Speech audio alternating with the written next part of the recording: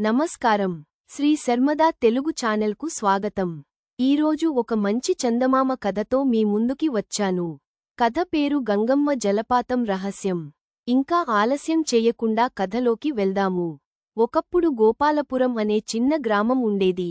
ఆ గ్రామం పచ్చని పొలాలు, పర్వతాలు, తేటనీళ్ల చెరువులతో అలరారేది.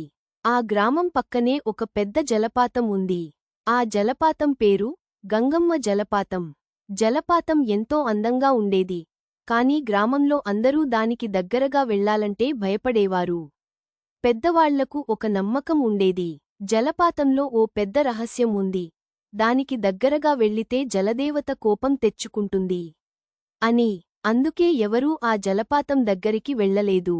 ఒకరోజు గ్రామంలో రాజు, మీనా అనే ఇద్దరు పిల్లలు ఆ జలపాతం గురించి చర్చించుకున్నారు. రాజూ, అందరూ ఆ జలపాతాన్ని చూసి ఎందుకు భయపడుతున్నారు? నిజంగా అక్కడ దేనికైనా రహస్యం ఉందా? మీనా అడిగింది. రాజు నవ్వి, మనమే వెళ్ళి చూస్తే తెలుస్తుంది కదా అని అన్నాడు.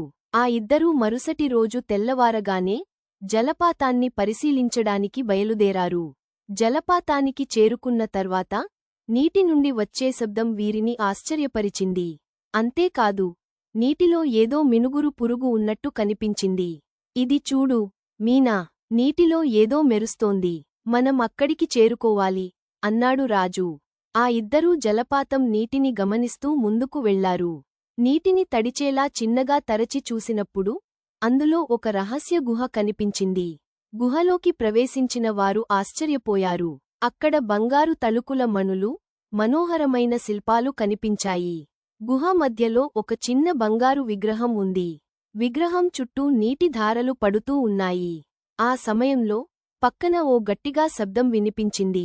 రాజూ, ఇది నిజంగా ఒక గుప్త నిధిలా ఉంది. మీనా సంభ్రమాశ్చర్యంగా చెప్పింది. అప్పుడు వారి ఎదుట ఒక ప్రకాశవంతమైన రూపం మెరిసింది. అది గంగమ్మ జలదేవి రూపం. ఆమె చిరునవ్వుతో పిల్లల్ని చూసి ఇలా అనింది, నేను చాలా సంవత్సరాలుగా ఈ గ్రామంలోని సాహసవంతుల కోసం ఎదురు చూస్తున్నాను. మీ ధైర్యం నా గుప్త రహస్యాన్ని వెలికితీసింది. ఈ నిధిని మీ గ్రామ సంక్షేమానికి ఉపయోగించండి.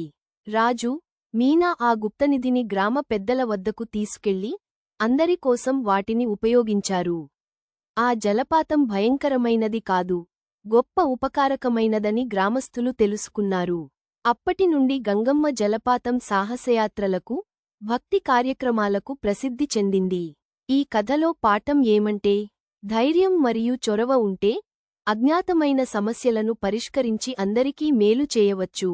సాహసమే విజయానికి మార్గం. మీకు ఈ కథ నచ్చింది అని అనుకుంటున్నాను. ఒకవేళ నచ్చినట్టు అయితే వీడియోకి లైక్ కొట్టి షేర్ చేయండి. ఛానల్ని సబ్స్క్రైబ్ చేసుకొని బెల్ని నొక్కండి. మీకు ఇలాంటి మరిన్ని కథలు, విశేషాలు వస్తాయి. ధన్యవాదములు.